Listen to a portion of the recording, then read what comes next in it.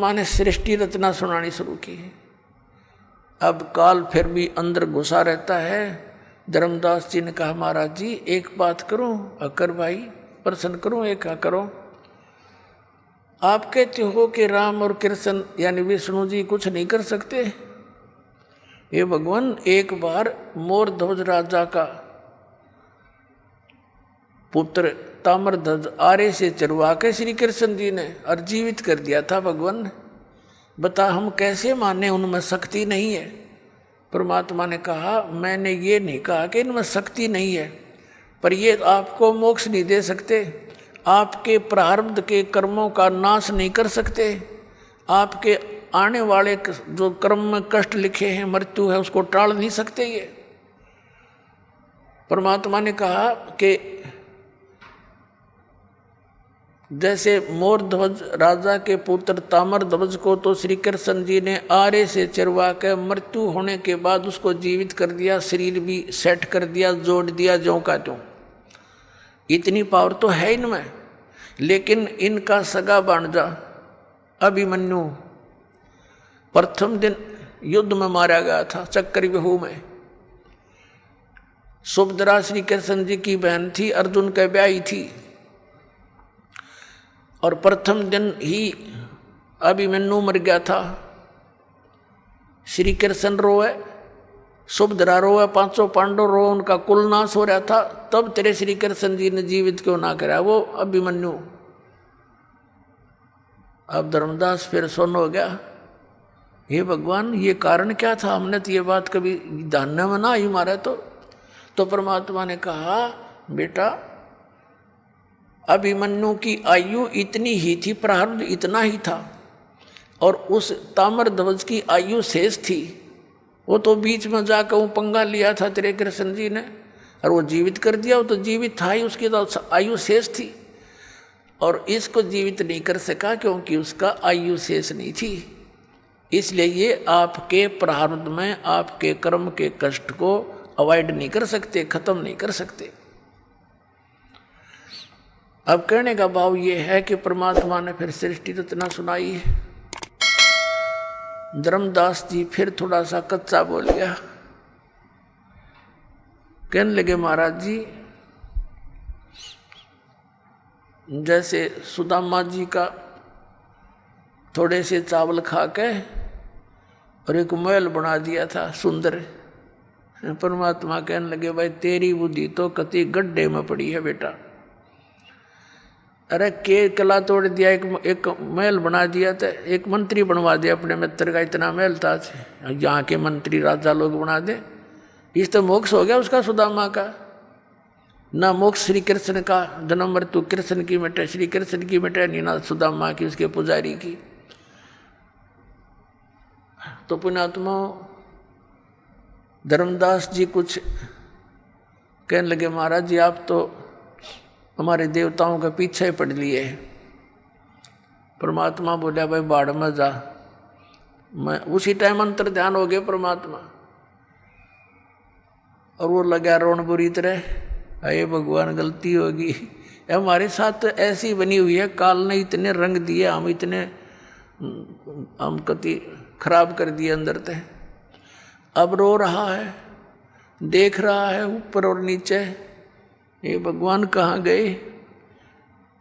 अब उसके बाद बरसाने में जाते हैं, ये मथुरा से फिर बरसाने में जाते हैं। बरसाने में ना जानते नहीं होगा, मथुरा गया हुआ यात्रा पूरी नहीं। बरसाने में किस लिए जाते हैं कि राधा बरसाने की लड़की थी और श्री कृष्ण से मिलने आया करती थी।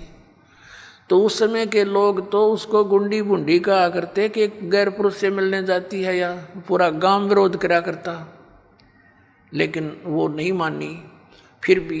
तो अब उस वहाँ जाके क्या कहते हैं, राधे राधे श्याम मिला दे, राधे राधे श्याम मिला दे। देख किसे डले डुआ रखे, वहाँ ना राधे और ना श्याम, उड़ा टेलीफोन मिलाओ जाके। अब ये अकल मार रखी हमारी। अपने आत्माओं धर्मदास जी वापस चल पड़ा अपने घर को कि ईब तो वो महाराज जी कतई नहीं मिल रहे, बिल्कुल नहीं मिले। मैंने तो नालायक आदमी हो, देख कैसे गलती कर दी और दूसरी बार कर दी। घर की तरफ चल पड़ा रोता हुआ। अब परमात्मा गरीबदास साहिब जी ने अपनी वाणी में कहा है, तावा रोवत धर्मनि नागर, कहाँ गए मेरे सुख के सागर। कल्प करे और मन में रोवे, दसों दिशा को वो मगजो है। दसों दिशा को ऊपर न देखे, कदे ऊपर न उड़ गए हों, साइड में हो, इधर हो, पीछे हो, कदे नीचे खड़े हो कहीं। कहते हैं कल्प करे और मन में रोवे, दसों दिशा को वो मगजो है। अधिक वियोग हुआ हमसे ती, जैसे निर्धन की लुट जा खेती। बेग मिलो कर हूँ अपघाता, मैं ना जीऊँ सुनो विधाता। अब रो रहा है क्योंकि मालिक जल्दी दर्शन दे दो, हे विधाता अब मैं जीऊँ नहीं गा आपके वियोग में।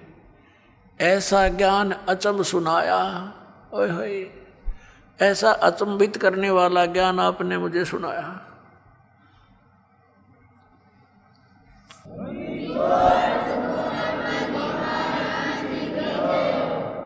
अब रोता रोता घर पे आ गया, सारे आंसुओं से कमीज भीग गया।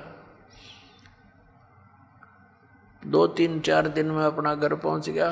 उसकी पत्नी ने देखा कि भगत जी ने तो 1 महीने माना था, 2 महीने की यात्रा थी इसकी, 2-3 महीने की, तो सब तीर्थों पे जाना था, वापस कैसे आगे रो बुरी तरह रहे। तब आमनी देवी नाम था उस धर्मदास जी की धर्मपत्नी का। उसने कहा कि क्या हो गया भगत जी, कैसे वापस आ गए। वो सुन नहीं रहा था, वो उसकी बात का उत्तर नहीं दे पा रहा था, वो रोई सी बुरी तरह रहा था। उस इतना अंदर से कलेजा भर भर के आ रहा था, उसका बोल नहीं निकल रहा था। और अपने घर के बीच में जाकर कमरे में और जमीन पर गिर के बहुत बुरी तरह रो रहा था, जैसे किसी का कोई स्वजन मर जाता है। अब आमनी भी रोने लगी बैठ के, क्या घटना घटेगी भगत के साथ। तो उसने सोचा अपनी सोच से, क्योंकि धर्मदास जी था खुले हाथ का, आमनी देवी थी थोड़ी सी कंजूस टाइप की। ये धर्म बहुत करा करता, भंडारे साधु संतों को बुलाता, साधु उनको कंबल कुंबल साथ में देता। तो यह टोक टाक दिया करती, जी दान हिसाब का होया करे, इतना मत खर्च करो, बालक भी पालने हैं।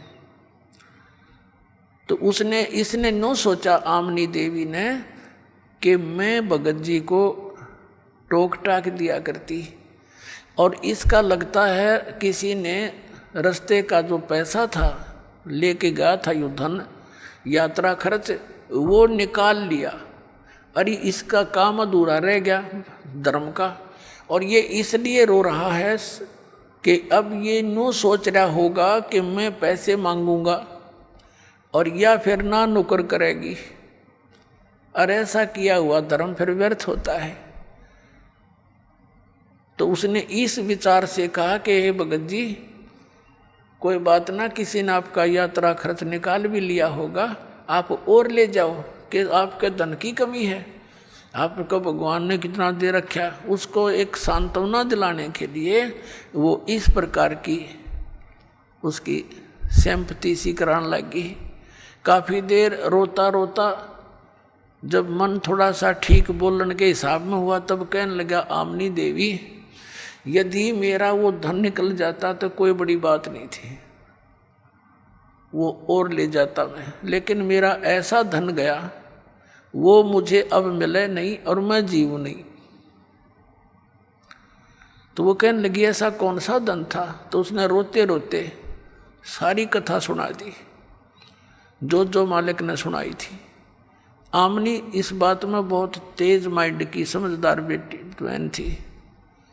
उसने कहा, हमने रामकृष्ण जी कभी मिले, या शंकर भगवान मिले हों, और चलो मिल भी जाते जब उनकी सतिथि सारी स्पष्ट होगी। आप तो बिजनेसमैन थे, ये सौदा चूक कैसे गए? आप तो व्यापारी आदमी हो, हमने के रिश्तेदारी थी रामकृष्ण के साथ। जब हमने सही मार्ग मिल गया तो हमने ये आपने ग्रहण क्यों ना किया? या गलती कैसे खाई? तो वो कहता है कि जीवन में पहली बार हानि का सौदा हुआ मेरे से, आज तक हानि नहीं हुई थी, और ऐसी हानि होगी आमनी अब ये पूर्ति नहीं हो सकती। मैं घना नीच हूँ, दूसरी बार मैंने ऐसी गलती कर दी, एक बार की तो चल जाती। तो रामनी भी कहने लगी कोई बात ना, हिम्मत सी करो। तो 6 महीने बीत गए ऐसे, रोज आना, कोई काम नहीं करे, रोटी एक मुश्किल से खावे और गली में बैठ जावे, नो देखे ऐसा आवे कोई साधु। अब जैसे कोई साधु भक्त दिखाई दे उसके निकट जावे, शायद आ गया हो। जैसे बेलनी ने श्री राम की इंतजार की थी कि दूर तक कोई भी आता दिखा करता, भाग लेती थी, श्री राम आ गए, श्री राम आ गए। ठीक यही दशा धर्मदास जी की हो रही थी।